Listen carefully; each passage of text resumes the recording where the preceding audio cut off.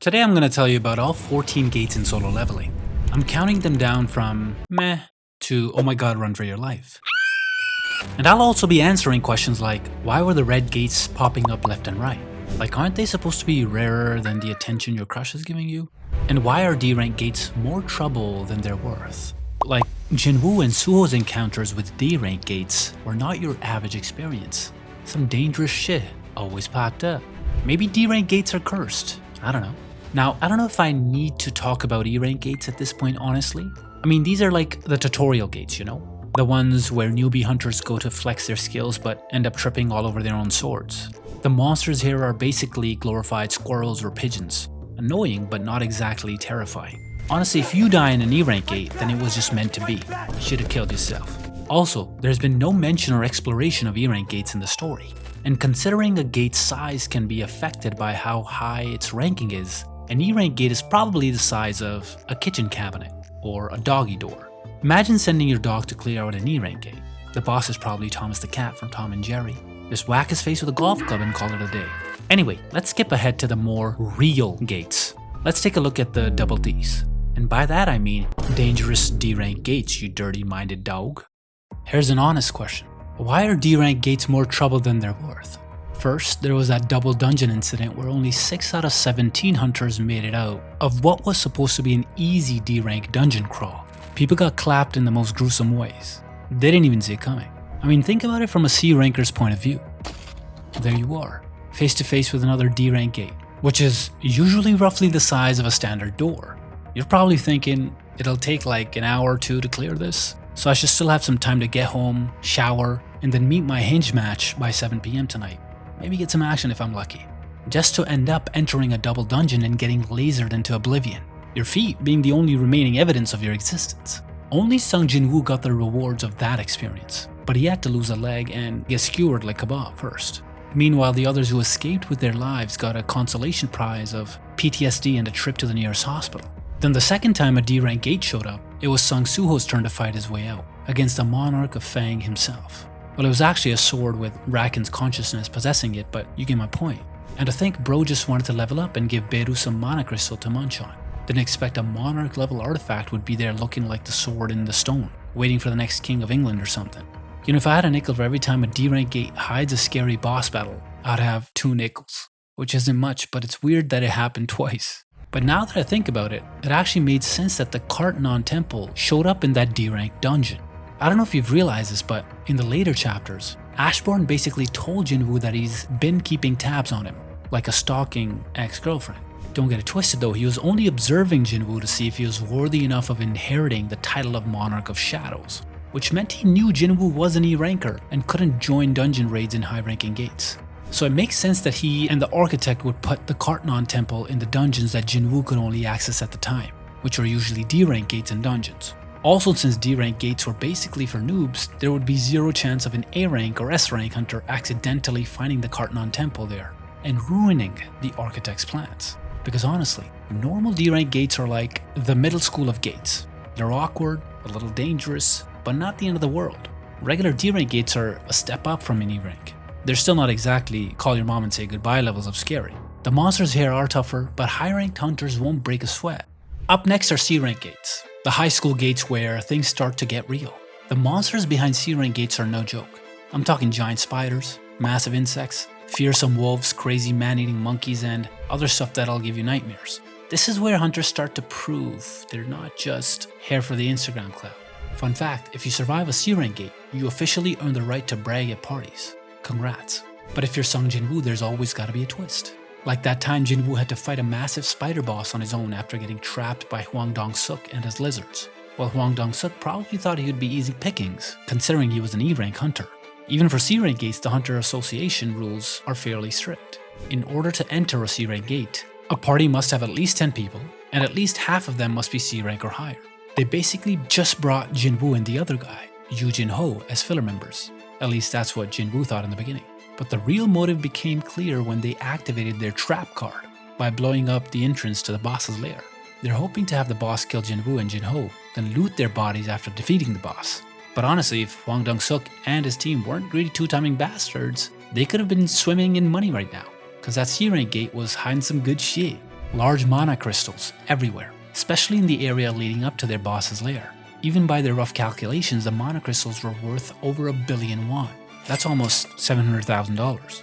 And they've already shown they were clearly capable of clearing out the dungeon without much problem, with the way they handled the swarm of insects near the entrance. The boss would have been easy work, especially since one of the mages in his group used fire magic. And if Pokemon ever taught me anything, it's that bug types are weak to fire types. But there are times when even the Hunters Association messes up too, especially with gate ranking, which sometimes leads to disastrous consequences. Like that time when a B rank gate was mistakenly assigned as a C rank, then suddenly turned into a red gate. It was the first time Jinwoo met the Ice Elves too. Had a lovely conversation with this guy named Baruka before he dusted him with a sneak attack and iron smashed his head into pumpkin paste. But speaking of red gates, here's the thing. I'm not going to talk about red gates separately in this list, because the fact is any high-ranking gate could become a red gate. Apparently, red gates only appear in high-ranking dungeons, and when that happens, it basically changes the dungeon gate into a dimension gate, which transports the people trapped inside into another world. Which is why Jinwoo and the Hunters found themselves in a frozen tundra. They've basically been isekai to the world of ice and snow. What's worse, being trapped in a red gate means you're cut off from the outside world. No one can get in or out of a red gate unless one of the 3 conditions are met. 1. Everyone who entered the gate died. 2. The gate is left open for long enough to cause a dungeon break. Or 3. The red gate's dungeon boss is killed. And if it were any hunter trapped in there, only options 1 and 2 would be available, since red gate dungeon bosses are tough sons of. But since it's Jinwoo, killing the boss is obviously, a walk in the cake. I mean a piece of the park. It's easy. How did the Hunters Association make a mistake in ranking the gate though? It's because the Hunters Association relies on the mana waves that a gate puts out. Most gates are quite consistent with mana waves that escape from them. So most of the time, the Hunters Association's ranking based on the mana wave meter reading can be quite accurate. But there will always be exceptions to the rule, especially when Jinwoo is involved. My theory is that the rulers changed some of the gates that Jinwoo entered to push him into certain interactions. But whether to help him level up or kill him, that I don't know. I don't think it's a coincidence that some of the gates though that Jinwoo entered have problems that only he can solve. But what about normal B-rank gates? What should a newbie hunter know about them? These gates are like the college finals of solo leveling. Super stressful, super dangerous, and you're definitely going to need a study group. Or in this case, a team of strong hunters. The monsters here are smarter and often know how to coordinate with each other, like the hobgoblin and his goblin minions in chapter 34, and other creatures that'll make you question your life choices. In fact, the fight against Kang Tae-shik in the dungeon was a lot tougher than the hobgoblin himself. He only used a boss to punish the prisoner that Tae-shik was about to kill, and then just got rid of the hobgoblin and his minions like the turd I flushed this morning. Another notable B-rank gate that turned red was the one that popped up in the middle of Syohin Expressway, near Jinwoo's neighborhood. Now you might be wondering, why have red gates been suddenly popping up at this point? Weren't they supposed to be rare? Though it wasn't explicitly stated, I think there's 2 reasons for the 2 red gates popping up within weeks of each other. 1, it's because Jinwoo at that point was getting closer to becoming the Monarch of Shadows. And 2, it's because Earth was nearly ready for the rematch between the Monarch and the rulers. Whether it's the system or the architect, that's been making the red gates happen more often. The goals were the same, to force Jinwoo to level up even more and at the same time speed up the process of soaking the world in mana, so that it'll be ready for the all-out brawl of the monarchs and the rulers. Now back to the red gate in the middle of the highway. This time Jinwoo gets transported into a rainforest-themed dungeon, like the Amazon but more effed up.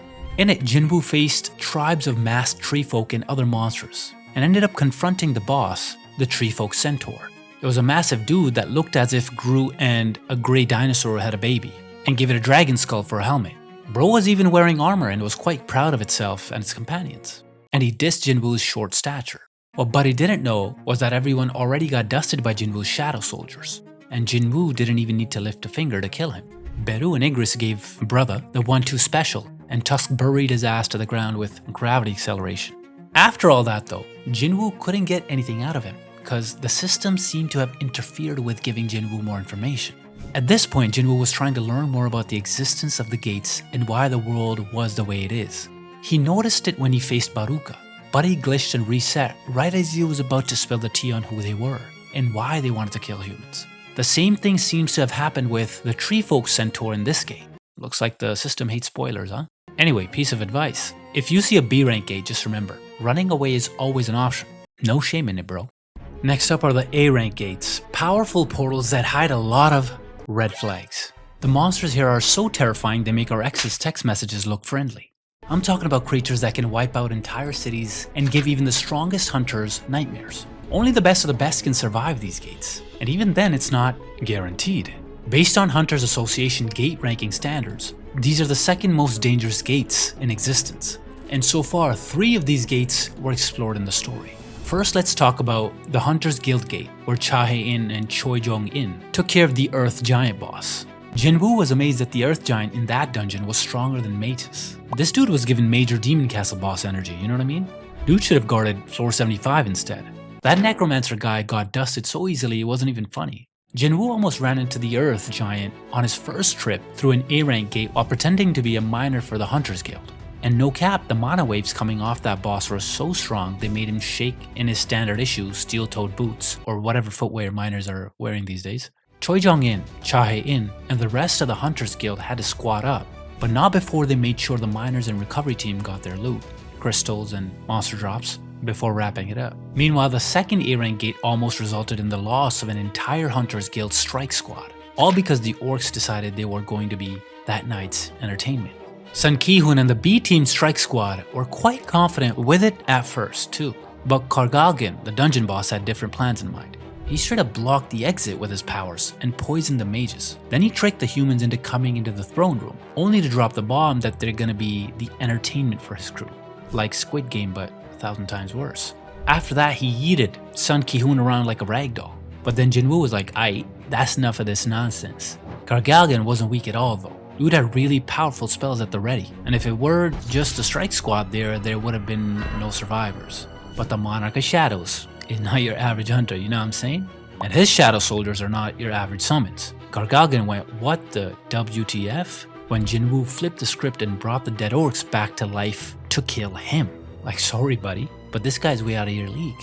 It's like looking at an amateur boxer trying to fight Floyd Mayweather or something. Even Woo Jin-chul and Chahae-in had to pick up their jaws from the floor, watching Jinwoo handle business like a boss. And the third notable A-rank gate almost became a repeat of the annihilation of the Gold Dragon Guild, because the massive A-rank gate in Busan was hiding in Arklik as the boss. According to the Knights Guild leaders, the Arklik was straight up notorious for wiping out one of China's biggest guilds in the past. It caused a whole dungeon break and wreaked so much havoc, it took China's top hunter Liu Zigang to finally take it down and stop things from getting even worse. But Beru only took a few seconds to clap that Arklik. It's so fast I felt embarrassed for the dead hunters that got murked by this guy. The craziest part, the Arklik didn't even get a chance to meet Jinwoo, because during that raid, he had to dip and go save Jinnah, because you don't turn your back on family. So, if you see an A-rank gate, just don't. Just don't walk away, call Sung Jinwoo, pray, do whatever you gotta do, but don't get in there unless you're ready to meet your maker. But if A-rank gates are already too much for a high-level hunter, then the S-rank gates are just about the craziest, most overpowered gates in the solo leveling universe. Now in the whole story, there's only been 4 S-rank gates, and the first one I want to talk to you about is the gate that leads to the Demon Castle. But first things first, why did the Demon Castle look like that? For real, it looked like something out of your nightmares when you were a kid, A fiery hellscape where parents say bad children will end up if they eat too much candy or say bad words like... This place was straight up a destroyed version of Seoul. Flames everywhere, buildings crumbling, and a total apocalypse. Turns out this wasn't just random. Ashbourne, the previous Shadow Monarch himself, explained that the Demon Castle was actually a peek into an alternate timeline. One where the war between the rulers and the monarchs went down so badly that humanity got wiped out completely. Yeah, the Demon Castle wasn't just some game level, it was a warning. A vision of what happens every time the rulers and monarchs fight each other. And if that's not terrifying enough, it has 100 floors and 4 insane bosses standing in the way of any hunter trying to make it out alive. Though the fact that only Jinwoo has access to this instance dungeon makes it a little less risky than others. Jinwoo managed to defeat the big 3-headed dog Cerberus on the first floor of the castle because he's got that dog in him, but at that time it was a bit too much even for him. So he had to stop for a bit and level up some more before he went back with a vengeance. Then he proceeded to clear floor after floor after floor after floor of the demon castle like he was playing Hades or the Spiral Abyss in Genshin Impact. Even the bosses of the 50th and the 75th floors, Vulcan and Metis, didn't stop him from collecting the souls of the demons in the castle. He even found a new friend in the Radru clan, Essel, who helped him get to the higher floors until the final one where he went toe-to-toe with Baran, the Demon King himself. And fun fact, Essel Radru was also the reason Jinwoo won the fight against Baran. She distracted him long enough for Jinwoo to do a Mortal Kombat style fatality. Because that's what heroes do. S-rank gates are not your regular pop-up dungeons. They're hurricane-level disasters that can wipe out cities if not handled right. Even the strongest hunters have a 90% chance of losing their lives because of 1. Like what happened to some of the S-rank hunters during the Jeju Island raid. But why was the Hunters Association so eager to close the gate on Jeju Island? Because it would have been a worldwide ant-tastrophe if they didn't. But in order to understand the seriousness of this shit-tuation, let's rewind the clock to about 4 years before the main story, when the S-rank gate spawned on Jeju Island. Korea's top hunters at the time weren't built for it. They tried to close the gate and flopped. The gate broke wide open and boom, swarms of massive killer ants turned Jeju into a no-go zone. Thousands of people lost their lives, and the island basically became an ant-infested wasteland. For 3 years, Korea kept sending their best squads to clear the island, and for 3 years they kept getting clapped. The final straw was when one of Korea's prize S-rank hunters and Min Byung-doo's friend Yeon-suk took the biggest L, and the government basically said, yeah, we're done here. The plan was just wait for the ants to starve, you know, like the zombies in 28 Days Later. Brilliant idea, right? No, because instead of dying out, the ants started evolving. The mofos grew wings. They fly now!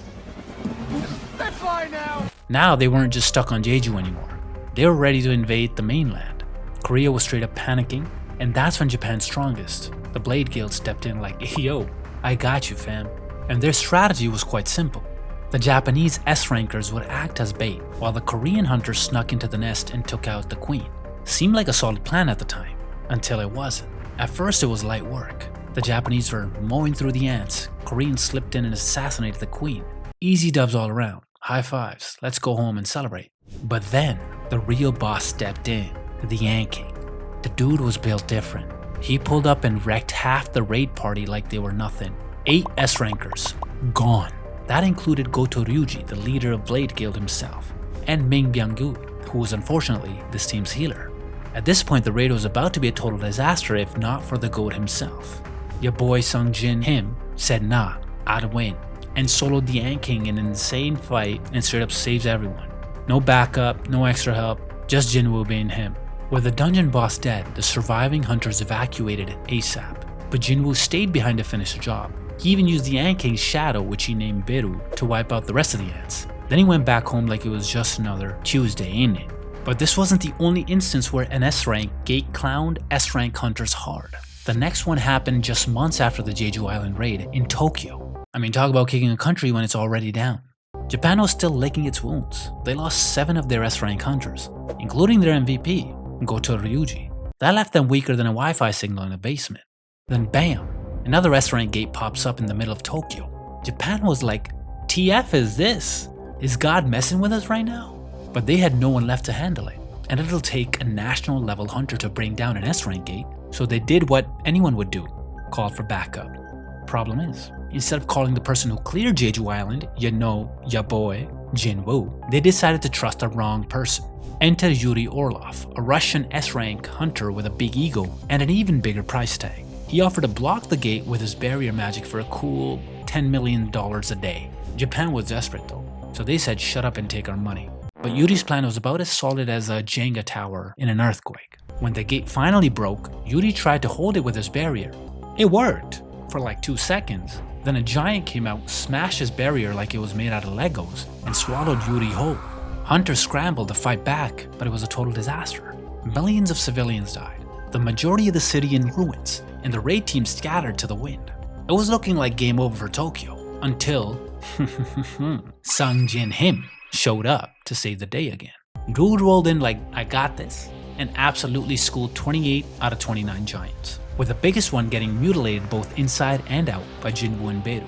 Fun fact, the last giant tried to dip and made it all the way to China, but Liu Zigang was like, not today, but that wasn't the end of it. the real boss was still inside the gate, which was hiding a massive corridor because, well, giants, duh.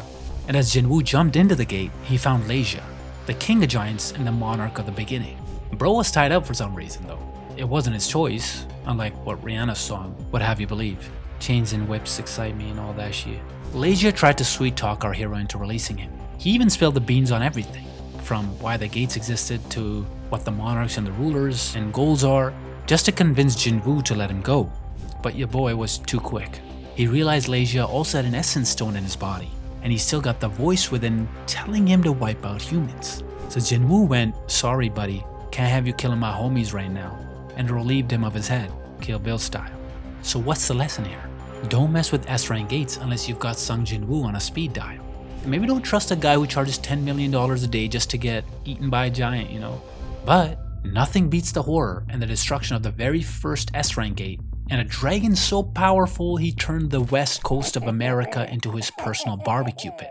Cause here's the thing, Kamish's attack was so destructive, it makes the Jeju Island incident and the Tokyo S-rank dungeon break look like your average frat house parties. But to understand more about this calamity, here's a little history lesson for you. The gate popped up on the west coast of the United States about 8 years before the events of Sung Jinwoo's ascension to monarchhood. And since nobody had ever seen an S-rank gate before, the American government was freaking out. They threw out a massive reward, calling every S-rank hunter who was willing to fight. Over 100 of them showed up, ready to throw hands. But they had no idea what was about to hit them, because when the gate broke, out came Kamish. And he wasn't just any dragon, this dude was a walking apocalypse. The oversized fire-breathing reptile came in hot, burned entire cities to the ground, and went on an absolute rampage. Hundreds and thousands of civilians gone. Hunters wiped out. The west coast basically looked like this scene from Terminator 2. One by one, the S-rank hunters fell. No strategy worked. No attack phased him. It was game over. Until the last 5 surviving S-ranks pulled off the impossible. These legends managed to pull off a miracle. Somehow they took Kamish down, finally ending the destruction. One of the hunters, Thomas Andre, even made a souvenir of the fang that pierced him during the fight with Kamish.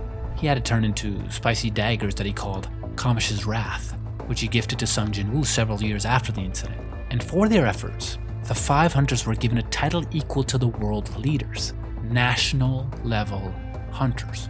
Basically, these guys became walking governments. As for Kamish's body, well, the US government kept it frozen exactly how it was when he died, and kept it hidden below the FBH headquarters behind Mana reinforced glass. But beyond the rank gates, there are special ones that have shown up, especially during Sung Suho's time, like the Shadow Dungeon Gate.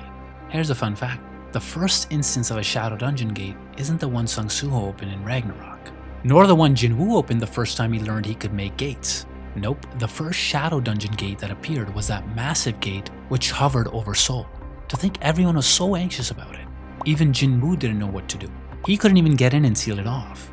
And after a bit of trouble with the 3 of the other monarchs and his dad getting Thanos dusted for real this time, it was time for the gate to break open. And it spilled out a massive army of shadow soldiers, along with 3 ginormous dragons that could have been Kamish's brothers, sisters, or harem, I don't know. Right when all the hunters were ready to throw hands, the army of shadows knelt, bowed and welcomed their new king, and everyone was like, Oh, DD! There was also a glimpse of where that massive gate leads to in chapter 187, where the world of eternal slumber was shown. A massive, almost limitless space that's home to about 10,000 shadow soldiers who live in peace and help each other out. Better than any human community, honestly. There's even a map for it, which kind of reminded me of Mordor, but without the glowing eye of evil incarnate.